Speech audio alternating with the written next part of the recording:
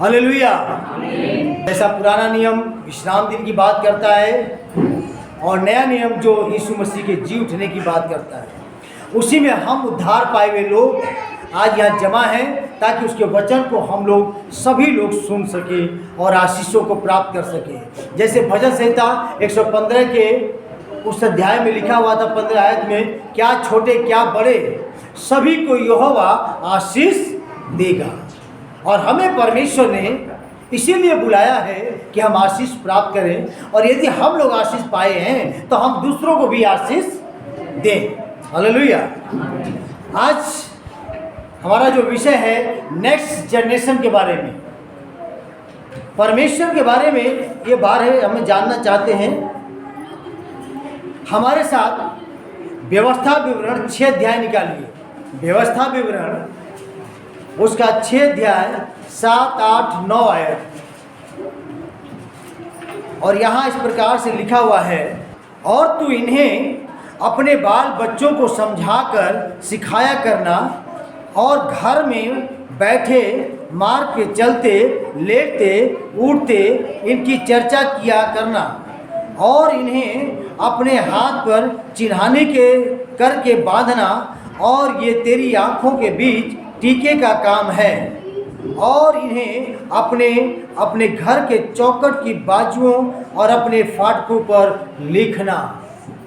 अभी आपने यहाँ पे हमने पढ़ा है 7 से 9, और उसमें आपने सुना परमेश्वर के बारे में नेक्स्ट जनरेशन को शिक्षा देना जरूरी क्यों है। मेरा सवाल ये था, हमें और आपको सुनना और जानना जरूरी है कि नेक्स्ट जनरेशन को शिक्षा देना क्यों जरूरी है। क्योंकि मैं आज यहाँ पे दे रहा हूँ तो यहाँ परमेश्वर का वचन में लिखा है। लिखा है कि नहीं लिखा है? क्या लिखा था? अपने बाल बच्चों को समझाकर सिखाया करना। क्या चीज? ये व्यवस्था की किताब, व्यवस्था में दी गई वो नियम, वो कानून, ताकि आने वाले जनरेशन के लिए उनकी भलाई हो सके। और ये इसी उद्देश्य से है कि आप इस बात को जान सके। और यहाँ पे आपने देखा, अगर आपने बाइबल खोला है तो उसमें भी आप देख सकते हैं कि क्या बातें परमेश्वर यहोवा ने आने वाली पीढ़ी को दे रहा है, और वो क्यों दे रहा है, क्या जरूरत है, इसकी क्या जरूरत पड़ गई। इसमें पहली बात मैं बताना चाहता हूं, अपने सृष्टिकर्ता को भूल न जाए।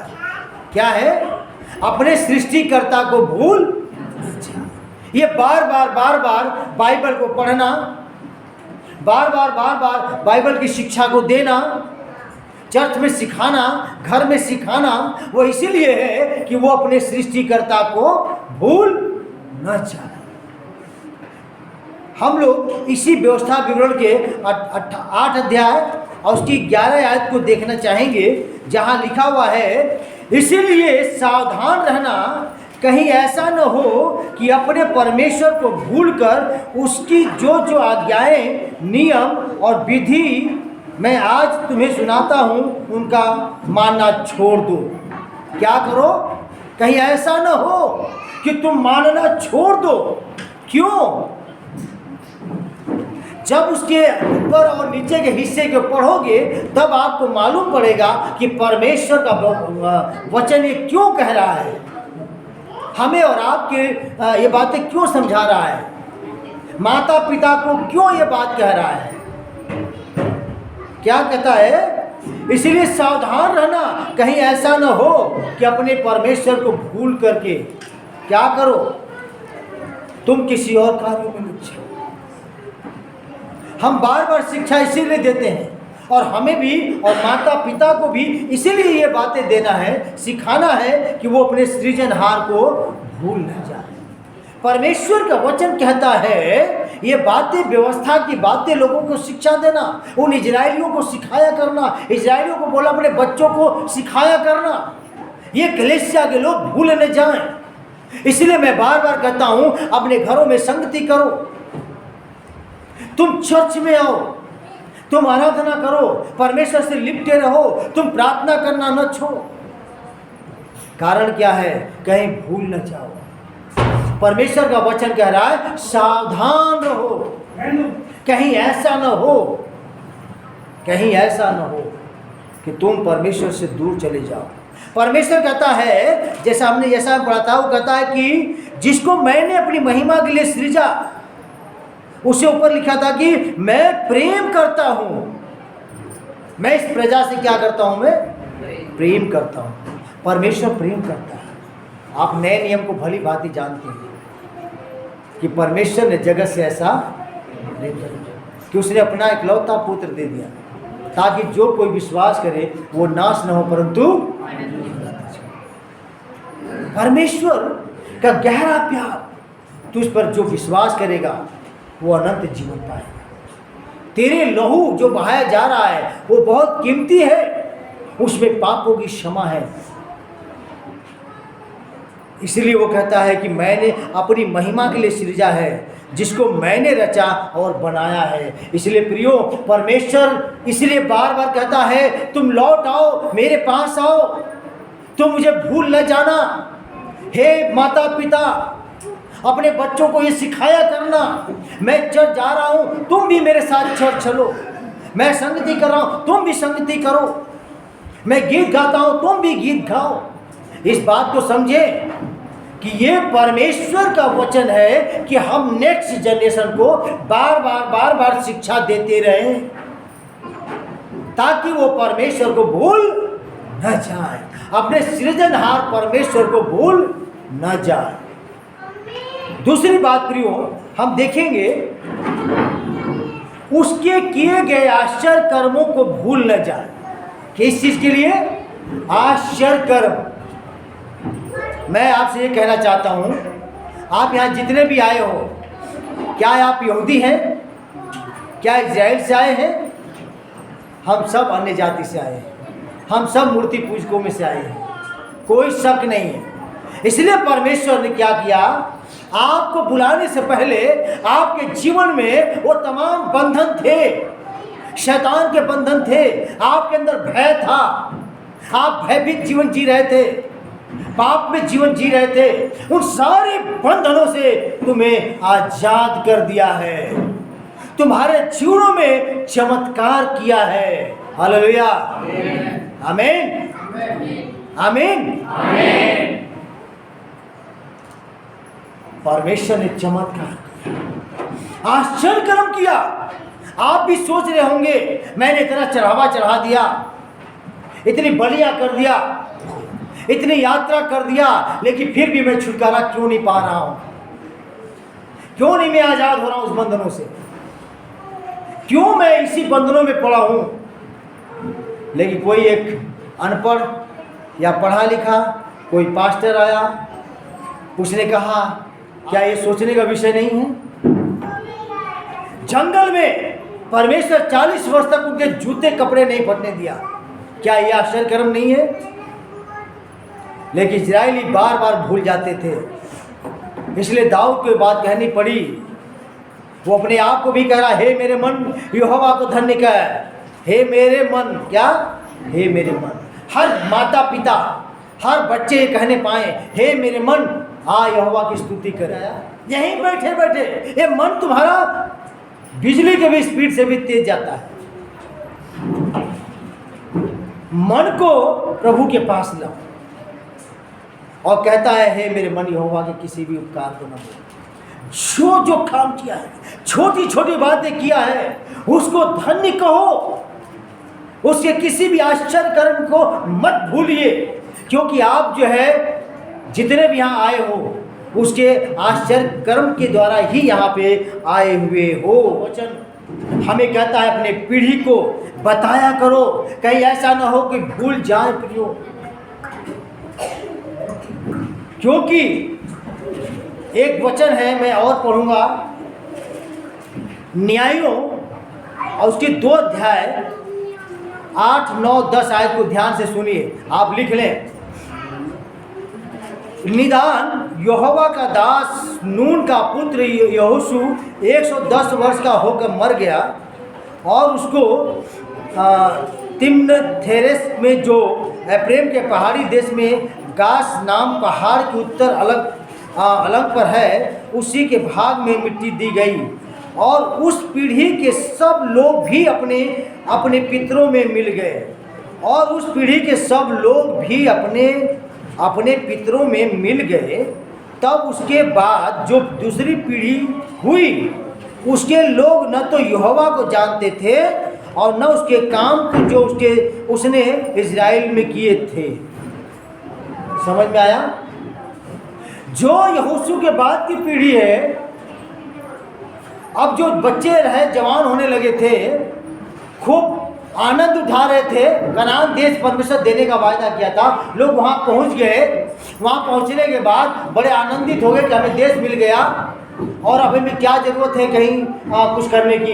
लोग आराधना चर्च में जाना छोड़ दिया, आराधना करना छोड़ दिया, यहोवा के आश्चर्य कर्म को भूल गए, यहोवा को भूल गए। और लिखा है कि सब उस समय के लोग उसके काम को जो उसने इज़राइल के लिए किया था वो सब भूल गए।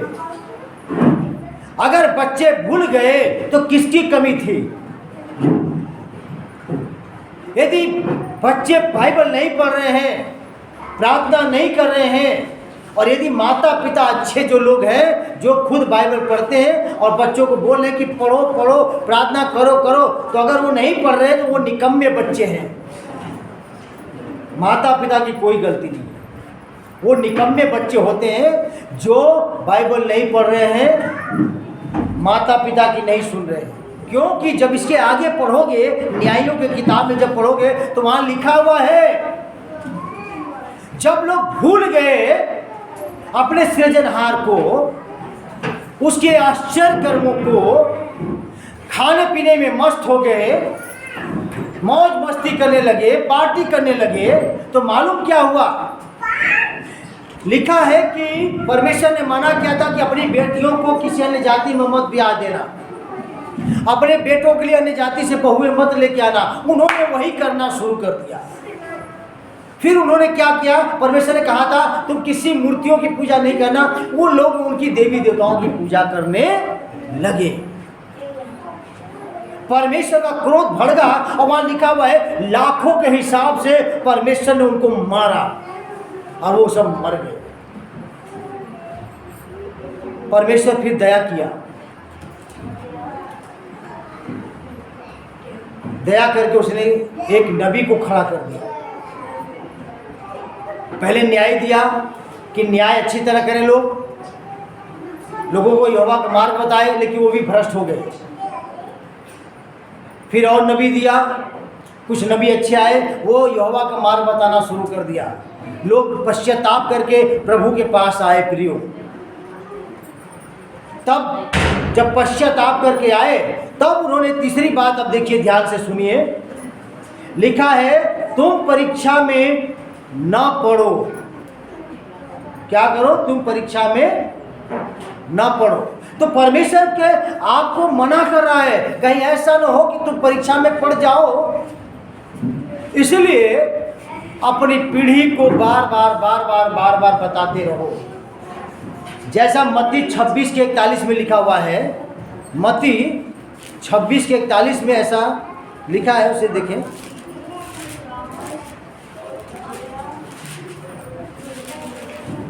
मत्ती 26:41 में लिखा हुआ है, जागते रहो और प्रार्थना करते रहो कि तुम परीक्षा में ना पड़ो। जागते रहो और प्रार्थना करते रहो ताकि तुम परीक्षा में ना पड़ो। ध्यान से सुनिए, आज हम और आप जानते हैं ये बातें। यीशु मसीह ने लूका 17 के पहली आयत में कहा है, ऐसा हो ही नहीं सकता कि मनुष्य को ठोकरें ना लगे। समझ में आया? ऐसा हो ही नहीं सकता है कि संसार में आपको ठोकरें ना लगे और ठोकरें खा करके तुम परीक्षा में ना पढ़ो। क्योंकि पहला यूहन्ना की पत्री 2:16 में लिखा है ये बातें, उसे भी हम पढ़ेंगे।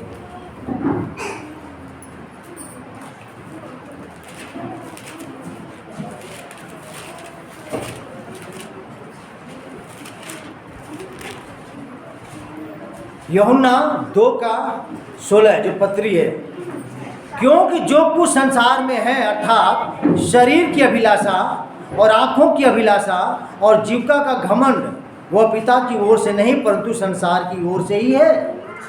इसीलिए इस संसार में मनुष्य इन अभिलाषाओं में पड़ेगा। आंखों की, शरीर की, जीविका का अभिलाषाएं हमारी उत्पन्न होंगी संसार में। तो प्रभु यीशु ने क्या कहा? जागते रहो, प्रार्थना करते रहो ताकि तुम परीक्षा में। सो प्रियो, हम परीक्षा में जब पड़ जाते हैं तो परीक्षा हमें क्या करती है? वो खरा नहीं उतर पाते हैं, इतनी सहन शक्ति नहीं हम में है। हम पाप कर बैठते हैं, हम गलत मार्ग चुन लेते हैं, क्योंकि वचन में ऐसा लिखा है, याकूब 1 के 12 में लिखा है, धन्य है वह मनुष्य जो परीक्षा में स्थिर रह सके। धन्य है वो लोग, लेकिन परीक्षा में लोग स्थिर नहीं रह पाते हैं। जीवन में परीक्षाएं आएंगी, दुख आएंगे, तकलीफ आएंगे। इजरायलियों की जिंदगियों में कई बार परमेश्वर ने उन्हें जांचने परखने के काम किया, ठहर नहीं पाए, वो बुड़बुड़ाने लगे, कुड़कुड़ाने लगे, और उसका दंड भी परमेश्वर ने दिया। हम लोगों के जीवन में भी ये घड़ी है। सो प्रियो, आज आपने वचन को देखा है कि नेक्स्ट जनरेशन को शिक्षा देना क्यों जरूरी है। समझ में आया क्यों देना जरूरी है? पहली बात आपने देखा कि अपने सृष्टिकर्ता को न भूलो, उसके किए हुए आश्चर्य कर्म को कभी न भूलो। जैसे दाऊद ने कहा, हे मेरे मन यहोवा को धन्य कर, उसके किसी भी उपकार को, किसी भी आश्चर्य कर्म को न भूलना। अपने पहले दिन को याद रखिए, जब मसीह में आए थे उस दिन को याद रखिए कि परमेश्वर आश्चर्य कर्म नहीं किया होता तो आज हम भवन में न होते। इसलिए आश्चर्य कर्म को हमेशा याद करिए। जो जो आश्चर्य कर्म करता जा रहा है और धन्यवाद देते जाइए, प्रार्थना करते जाइए। तीसरी बात कि जब ऐसा करते हो तो प्रभु कहता है कि तुम परीक्षा में ना पड़ो। परीक्षा में पढ़ना भयानक बात है, इसलिए अपने आप को परीक्षा में बचाए रखना है तो निरंतर प्रार्थना करते रहिए, निरंतर प्रार्थना करते रहिए। इसलिए व्यवस्था विवरण के अंदर वो कहता है कि तुम ये बातें अपने बाल बच्चों को सिखाया करना, लेटते बैठते उठते चलते फिरते। सो प्रियो, अपने याद रखें ये वचन कि नेक्स्ट जनरेशन के बारे में हमने जो सुना है कि अपने बच्चों को कैसे सिखाना, कैसे पढ़ाना, कैसे पालन पोषण करना है, ये वचन हमारे पास है। हम इस बात को सीखें। परमेश्वर हम सभी को बहुत ऐसे आशीष दे।